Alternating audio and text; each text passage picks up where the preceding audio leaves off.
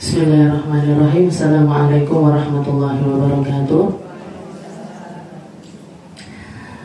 Alhamdulillahirabbil alamin. Wassalatu wassalamu ala asyrafil anbiya'i wal mursalin wa ala alihi wa sahbihi ajma'in. Subhanaka la ilma lana illa ma 'allamtana innaka antal alimul hakim. Rabbi shrah li sadri wa yassir li amri wahlul 'uqdatam min lisani yafqahu qawli. Amma ba'd. Alhamdulillah ala nikmatil Islam, alhamdulillah ala nikmatil iman, wa kafa biha min ni'mah. Alhamdulillah, segala puji bagi Allah Subhanahu wa ta'ala yang mengumpulkan kita, mempertemukan kita, mendudukkan kita di siang hari yang lumayan terik ini, di siang hari yang lumayan panas ini. Tapi cuman panas aja bu, gak ada bomnya. Cuman sumuk gerah aja, tapi minuman ada, makanan ada. Cuman sedikit lelah berkeringat saja, tapi tidur masih tetap bisa, istirahat masih tetap bisa. Kita tidak kehilangan satupun dari keluarga kita, anak-anak kita lengkap, suami kita, orang tua kita, keluarga kita masih bisa kita rangkul, masih bisa kita temui, masih bisa kita telepon-teleponan, video call kalau yang kerja di tempat jauh ataupun di tempat-tempat yang ada jarak di situ, tapi kita masih bisa memastikan mereka dalam keadaan aman, dalam keadaan bisa makan, bisa minum, bisa tidur nyenyak, aman semuanya. Bahkan sekarang kita bisa bikin pengajian nyaman, bisa bikin merencanakan maulid akbar dalam keadaan yang sehat, dalam keadaan yang pikiran kita terbuka tanpa merisaukan apapun juga. Alhamdulillah, tsumma alhamdulillah. Ini adalah sesuatu yang patut untuk kita syukuri. Ini adalah sesuatu yang harus menjadi selalu kita pikirkan. Ini harus menjadi sesuatu yang kita ada rasa di dalam hati kita. Ya Allah, terima kasih. Maka sebagaimana kita jaga saudara-saudara kita yang ada di Palestina, sebagaimana kami engkau rahmati, rahmati juga mereka. Sebagaimana kami engkau ampuni, ampuni juga mereka. Seperti itu bu, segala hal yang ada di dalam diri kita yang sedang terjadi untuk diri kita, apapun yang kita hadapi, apapun yang sedang berada di dalam kehidupan kita, ini enggak seberapa dibandingkan apa yang sedang dihadapi oleh saudara-saudara kita yang ada di Palestina. Maka doa untuk mereka sudah harus menjadi sesuatu yang kita lantunkan. Memikirkan tentang mereka menjadi ilmu yang luar biasa besar. Kalau kita merenunginya, kalau kita memikirkannya, yang keluar hanya kalimat-kalimat alhamdulillah. Alhamdulillah tak pokoknya. Bisa berangkat ngaji, alhamdulillah. Bisa jalan hidup nyaman, nggak khawatir apa-apa, nggak takut apa-apa, alhamdulillah. Alhamdulillah, alhamdulillah. Di sana nggak ada hal-hal yang semacam itu. Dan apalagi kita mau melangsungkan Maulid Akbar, penyambutan terhadap hari lahirnya Nabi kita Nabi Muhammad sallallahu alaihi wasallam, hari kelahiran manusia yang paling mulia di atas muka bumi ini. Semoga Allah Subhanahu wa taala bukan hanya membuat kebiaran semacam ini terlihat secara zahir saja, tapi semoga hati kita juga semakin baik, hati kita semakin sabar, hati kita semakin lurus, hati kita semakin tulus, ditambahi ikhlasnya sama Allah Ta'ala, ditambahi keinginan-keinginan indahnya oleh Allah Subhanahu wa Ta'ala. Karena sebesar apapun satu perayaan, sebanyak apapun harta yang kita keluarkan, semewah apapun kita bikin suatu perayaan, tapi kalau sudah niatnya salah, semuanya jadi nggak berguna. Kalau sudah tujuannya nggak benar, kalau sudah tujuan di dalam hatinya sudah nggak benar, sebanyak apapun, serapi apapun, setinggi apapun kita membuat perayaan-perayaan yang semacam itu, maka sesungguhnya semuanya menjadi sesuatu yang sia-sia. Jadi persiapan dohir penting. Persiapan dohir penting ditata, siapa yang bagian konsumsi, siapa yang bagian terima tamu, seragamnya warna apa, jilbabnya warna apa, konsumsinya apa, nanti terima tamu di mana, hadrohnya bagaimana, dan lain sebagainya ditata tetap. Dohirnya ditata. Tapi yang lebih penting dibandingkan itu adalah persiapan batin. Persiapan batin, yang terima tamu harus lurus niatnya, yang bikin seragam juga harus lurus niatnya, yang nyumbangkan hartanya juga yang lurus niatnya. Apapun, sekecil apapun peran kita di dalam perayaan maulid tersebut, di dalam perayaan maulid tersebut, lakukan setulus mungkin, seikhlas mungkin, seindah mungkin, agar semuanya diterima juga dengan indah oleh Allah Subhanahu wa ta'ala. Innallaha jamil, la yaqbalu illa jamilan. Allah Ta'ala itu maha indah, yang diterima sama Allah Ta'ala juga yang indah-indah. Sholat 1000 rakaat tapi tidak ada khusyuknya, nggak ada rasa-rasa yang luar biasa dengan Allah Subhanahu wa ta'ala. Niatnya hanya tentang menghitung saja, dibandingkan dengan 2 rakaat tapi tulus ikhlas, tulus ikhlas, ditadaburi setiap makna-maknanya, jauh lebih diinginkan oleh Allah Ta'ala ketimbang banyaknya amalan kita. Ketimbang banyaknya amalan kita, maka dohirnya kita tata. Sebelum dohir kita tata, batin kita dulu yang kita tata. Dinik-nik, diperbaiki. Jangan ada prasangka buruk sama orang lain. Jangan ada nerka-nerka yang tidak terhadap orang lain. Dibikin lillahi ta'ala. Di sana bikin maulid, mugi-mugi sukses. Di sana bikin maulid, mugi-mugi sukses. Di sana juga mugi-mugi semuanya sukses. Sebagaimana kita jualan, guys. Bagaimana, masa kalau orang dagang bisa akur, mosok bikin maulid nggak bisa akur?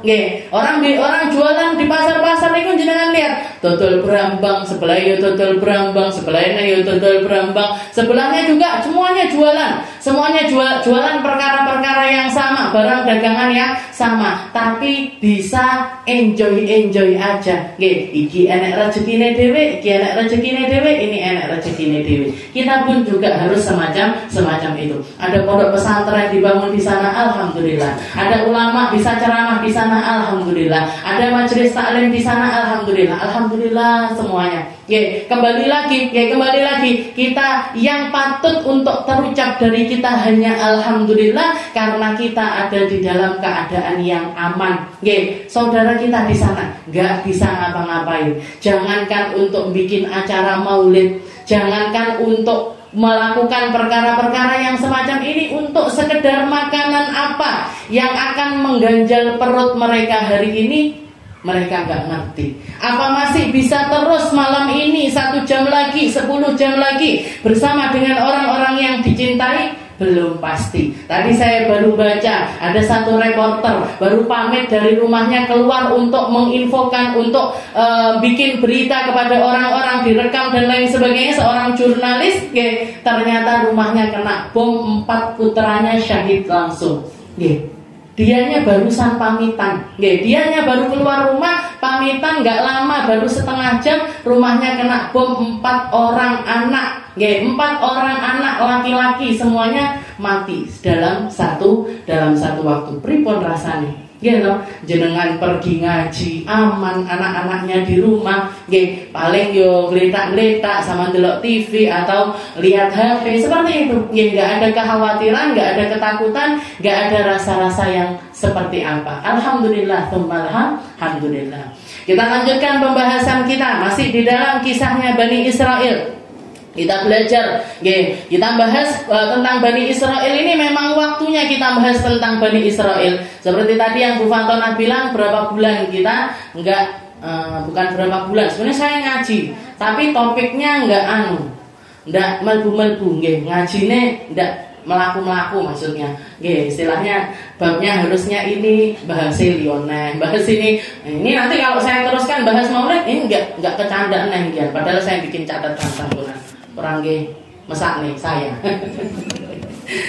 Bismillahirrahmanirrahim. Wa yaqultum ya Musa lan nu'mina laka hatta narallaha jahra fa akhadhatkumus sa'iqatu wa antum tanzurun tsumma ba'athnakum min ba'di mautikum la'allakum tashkurun. Kalau jenengan ingat dulu gini, dulu tapi enggak pada zaman dahulu. Dahulunya paling ya 2 bulan yang lalu atau 3 bulan yang lalu kita bahas tentang kisahnya Nabiullah Musa dengan umatnya, dengan para kaum yang dinamakan dengan Bani Israel. Orang-orang Bani Israel ini memang terkenal dengan pembangkangannya, memang terkenal dengan sifatnya yang selalu mengingkari apapun yang diperintahkan oleh Allah Subhanahu wa taala kepada mereka. Meskipun mereka di dalam lisannya bilang beriman, tapi di dalam hatinya penuh dengan pembangkangan. Dikasih sama Allah taala sekian banyak nikmat, dikasih sama Allah taala bukti-bukti kenabiannya Nabiullah Musa dengan begitu banyaknya, tapi ternyata itu semuanya tidak membuat mereka tambah bersyukur, tidak membuat mereka tambah beriman,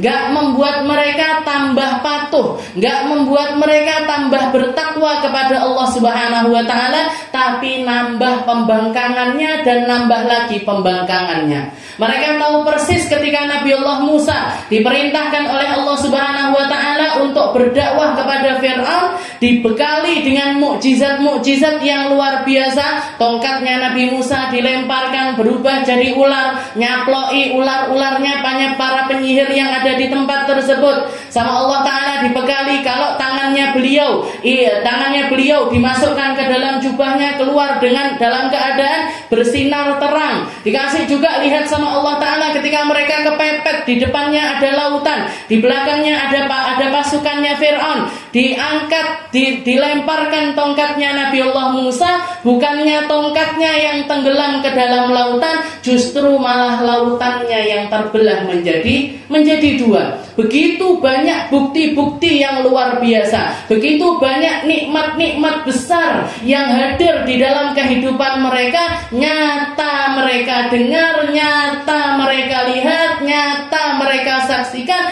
dan mereka hidup dalam keadaan yang semacam itu. Tapi ternyata yang nambah di dalam hatinya adalah pembangkangan demi pembangkangan. Baru nyampe ke tepian laut, kakinya masih ada pasir-pasirnya lautan yang kering, dikeringkan sama Allah taala bersamaan dengan terbelahnya lautan tersebut. Tapi mereka langsung mengatakan di depan Nabi Musa, ya Musa, ij'al lana ilahan kama lahum alihah, bikinkan kami berhala untuk kami sembah seperti sesembahannya orang-orang ini. Katanya Nabi Musa, masih kurang saya nanamkan tauhid kepada kalian, masih kurang saya nanamkan akidah tentang keesaan Allah Subhanahu wa taala kepada kalian, masih kurang bukti-bukti kemahakuasaannya Allah taala kepada kalian, sampai keluar kata-kata yang semacam itu dari lisan-lisan kalian. Jadi orang kalau bangkang sama Allah taala mampu bisa sampai ke tingkat menjijikkan sampai seperti itu. Persis, bahkan nggak usah melihat di masa lalu. Kita ini belajar. Setelah itu kita gandengkan dengan realita yang terjadi di zaman sekarang ini. Di zaman sekarang ini yang terjadi di Palestina. Sama, satu kaum, satu suku yang namanya Bani Israel. Yang namanya Bani Israel, bukti-bukti kemahakuasaannya Allah Ta'ala begitu besar, begitu kuat, didemo sama orang sedunia. Semuanya menolak tentang keberadaan mereka, semuanya membela tentang kemerdekaan dari negeri Palestina, tapi mereka tuli buta, bukan tuli buta secara realita, tapi menulikan telinganya, membutakan matanya, mengunci hatinya untuk menerima yang namanya kebenaran. Untuk menerima yang namanya kebenaran. Sedunia sudah menghujat, Sedunia sudah menyalahkan. Semua orang dunia nggak setuju dengan apa yang mereka lakukan, tapi mereka kekeh untuk melakukan pembantaian kepada para rakyat Palestina. Ini kalau kita lihat persis, apa yang mereka takutkan sebenarnya dari orang Palestina, apa yang mereka takutkan dengan orang-orang, bayi-bayi dibunuh, anak-anak dibunuh, remaja-remaja, perempuan-perempuan dibunuh. Bahkan mungkin mereka ini sudah setara Fir'aun. Bahkan Fir'aun yang ada di zaman ini mungkin bisa dikatakan lebih keji dibandingkan Fir'aunnya Musa. Kalau Fir'aunnya Musa bikin undang-undang mengatakan kalau ada perempuan lahiran, bayinya laki-laki, bunuh. Gitu. Lah sekarang enggak, bayi laki kah, perempuan kah, anak-anak kah, ibu-ibu kah, nenek-nenek kah, kakek-kakek, semuanya dibantai, semuanya dibunuh. Apa enggak keji? Apa enggak luar biasa di dalam pembangkangannya kepada Allah Subhanahu wa taala? Benar sekali ketika Allah Subhanahu wa taala ngasih sifat kepada makhluk yang namanya manusia. Walaqad khalaqnal insana fi ahsani taqwim, tsumma radadnahu asfala safilin illa alladziina amanu wa 'amilus sholihat. Allah Ta'ala mengatakan kami ini menciptakan manusia dengan sempurna. Kami ciptakan manusia dengan segala macam hal yang nempel kepada mereka ini dalam keadaan yang paling sempurna. Bentuknya paling sempurna, akalnya paling sempurna, cara pandangnya paling sempurna, cara dengarnya paling sempurna. Setiap hal yang ada pada diri mereka ini sempurna. Tapi tsumma radadnahu asfala safilin, akan kami lempar mereka ke tempat yang paling hina, sampai hati mereka nggak berguna lagi, kepala otak mereka nggak berguna lagi, mata mereka nggak berguna lagi, telinga mereka nggak berguna lagi, lisan mereka nggak berguna lagi, kaki tangan mereka nggak berguna lagi. Illal ladzina amanu wa 'amilus sholihat. Kalau nggak ada iman di dalam dirinya, kalau nggak jadi orang baik, mereka ini adalah makhluk yang paling hina, bahkan lebih hina dibandingkan hewan sekalipun. Hewan aja loh Bu, bisa tahu, bisa kasih, bisa kasihan, bisa jagain anak turunnya, bisa berkasih sayang satu sama lain dibandingkan mereka. Tapi yang ini tidak bisa. Tahu persis bayi-bayi. Sampai tadi saya juga melihat ada satu foto, anak kecil, bayi umur 2 minggu, 2 minggu bukan 2 bulan. Bayi umur 2 minggu mati terbunuh di dalam pelukan ibunya. Bayi seanaknya mati. Bayi seanaknya mati. Setelah itu yang dikatakan bayi saibunya mati.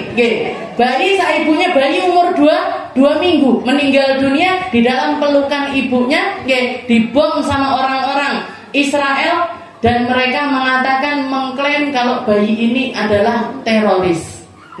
Mungkin bayi ini teroris, nyakel biskuit ae ndak iso, mau nyari makan sendiri aja dia nggak bisa, tapi dianggap sebagai teroris, dianggap sebagai teroris, nggak karuan, akalnya malik, cara pikirnya malik, cara ngomongnya malik, langkah selangkah malik semuanya Bu. Kalau nggak ada titipan iman dan nggak ada kebaikan di dalam diri orang tersebut. Yang bikin kita mulia itu iman, yang bikin kita terhormat itu iman, yang bikin kita diangkat derajatnya di sisi Allah Ta'ala maupun di sisi manusia adalah iman dan amal baik yang ada pada diri kita.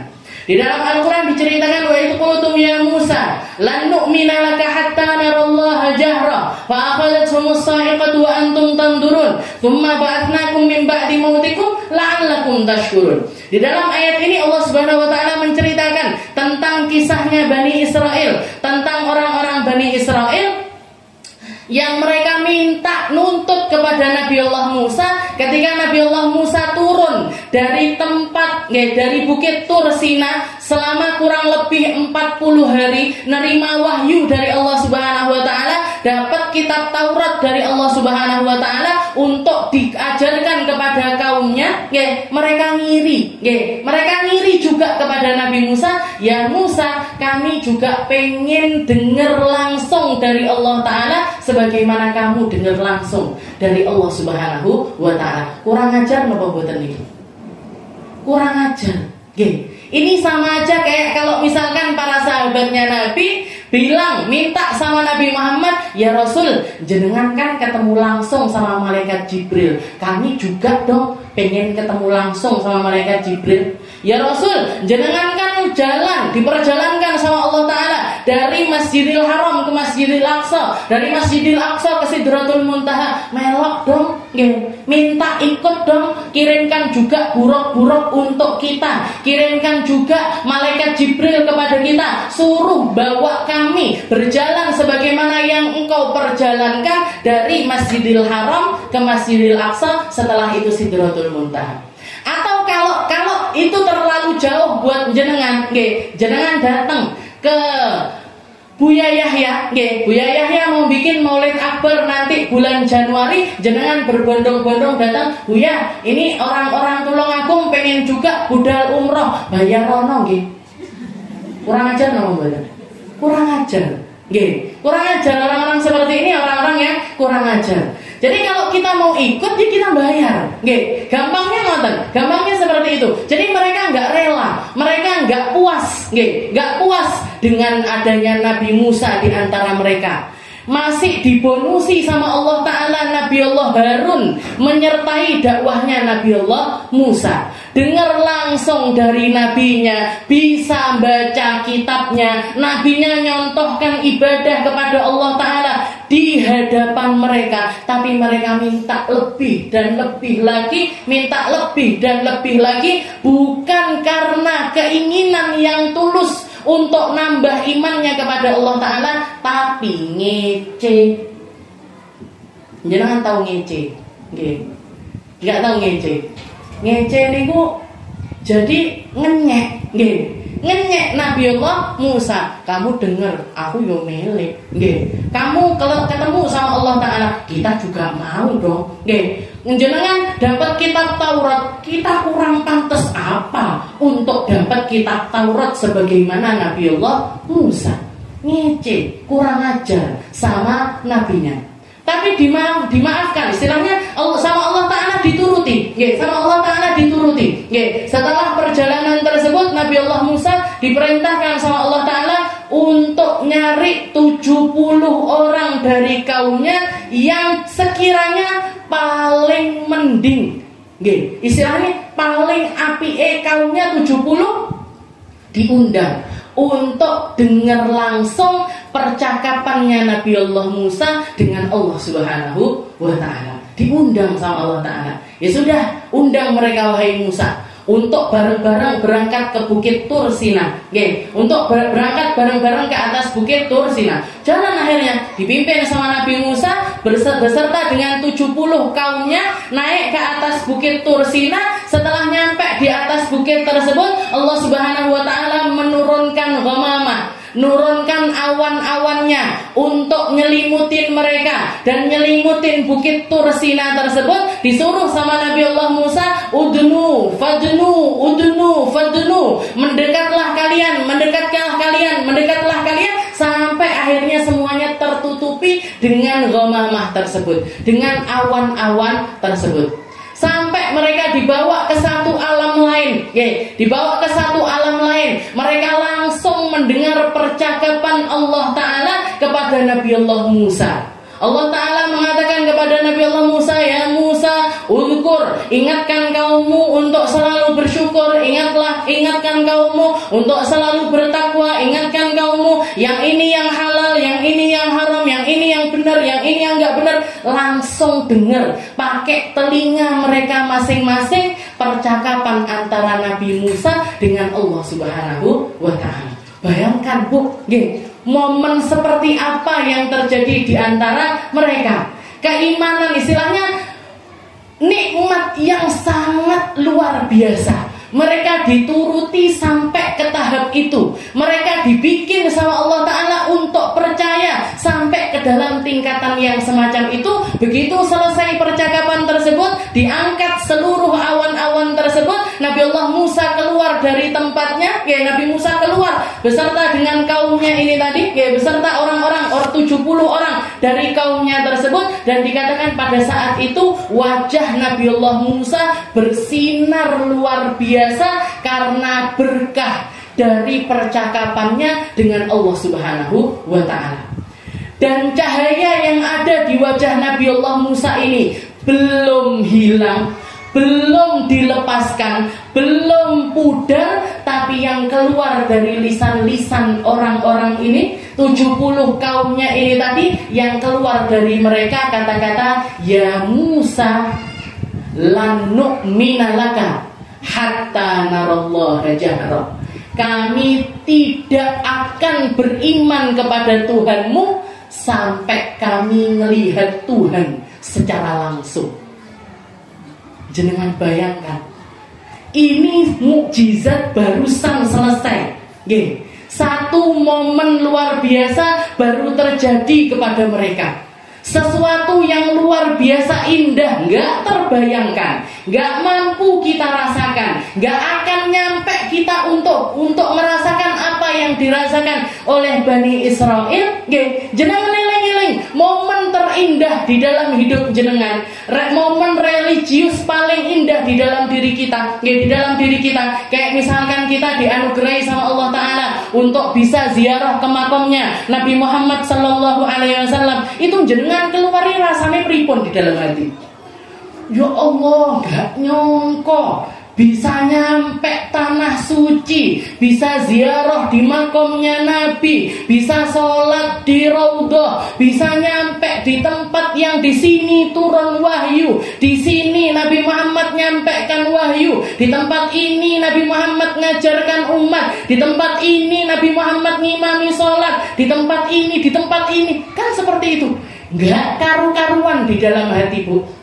Yang pernah merasakan pasti tahu rasanya. Yang pasti tahu rasanya. Dan rasa ini akan kembali terasa setiap kali kita nginget-nginget momen tersebut. Yang akhirnya apa? Milik eneh. Orang umroh nggak ada, saya nggak pernah dengar ada orang umroh setelah itu ngomong, waleh aku umroh. Wes gak ada. Kalau orang-orang yang benar-benar imannya, kalau orang-orang yang ada iman di dalam dirinya, milik eneh, haji milik eneh, umroh milik eneh, ziarah gak usah yang jauh-jauh, jenengan ziarah wali-wali loh, pulang milik eneh, enake ziarah ning gone sunan ini, pengen. Kenapa? Ada iman, dan di situ ada kelezatan yang gak bisa diungkapkan dengan kata-kata. Ini gak cuman seperti itu, Bu. Bukan cuman ziarah, bukan cuman ngelihat Ka'bah, dengar langsung apa yang dibicarakan oleh Allah Ta'ala kepada Nabi Allah Musa. Telinganya dengar, matanya ngelihat, hatinya merasakan, seluruh anggota tubuhnya hadir di tempat tersebut. Tapi begitu keluar, wajah Nabi Allah Musa masih bersinar luar biasa, maka yang keluar dari lisan mereka, ya Musa, lan, pakai kata-katanya lan. Bahasa Arab itu, Bu, kata-kata tidak itu bisa pakai kata la, bisa pakai kata-kata lam, bisa pakai kata-kata lan. La, lam alif, lam mim. Lam sama nun. Kalau lam itu artinya tidak. Tidak, tapi mungkin bisa saya lakukan nanti, bisa saya lakukan sebelumnya. Kayak saya ngomong, saya sekarang nggak pengen minum. La ashrab, saya nggak pengen minum sekarang. Tapi nanti mungkin saya pengen minum. Besok saya mungkin bisa pengen minum. Itu pakainya la. Ada kata-kata lagi lam sama mim. Ini artinya adalah belum. Lam ashrab berarti apa? Saya belum minum. Saya belum minum. Lam. La tapi maknanya belum. Maknanya nanti. Maknanya adalah nanti. Tapi kalau sudah lam sama nun, ini artinya tidak akan. Sekarang saya tidak beriman, dan nanti saya juga enggak akan beriman kecuali kami melihat langsung kepada Allah Subhanahu wa Ta'ala. Kurang ajar. Jadi wa idh qultum, ketika ingat-ingat wahai Bani Israel, ingat-ingat wahai satu kaum yang namanya Israel, kalian pernah mengatakan kepada Allah, kalian pernah mengatakan kepada Nabi Allah Musa, ya Musa, lan nu'mina laka hatta narallaha jahra, saya enggak akan beriman kepada Tuhanmu kecuali kami melihat. Jahrah itu artinya adalah melihat Allah terang-terangan di depan mata kami. Lek ndak ketok Allah ndak mau beriman. Jadi kata-kata yang kasar luar biasa diutarakan kepada Allah Ta'ala di depan nabinya yang mulia, yaitu Nabi Allah Musa. Wa qultum ya Musa lan nu'mina laka hatta narallaha jahra. Para ulama menganjurkan kalau kita nyampe di dalam ayat ini, nyampe di dalam perkataannya Bani Israel yang mengatakan kata-kata kurang ajar kepada Allah Ta'ala di sini, disunnahkan untuk mengecilkan suara kita. Ini saya banterne ben jenengan paham. Tapi kalau jenengan lagi ngaji, nyampe ke ayat ini, dipelankan suaranya. Kenapa? Ini kata-kata kurang ajar. Ini kata-kata yang enggak beradab kepada Allah, enggak beradab kepada Rasulullah Sallallahu Alaihi Wasallam. Maka Allah Subhanahu Wa Taala mengatakan, fa'akhadathhumus sa'iqatu wa antum tandurun.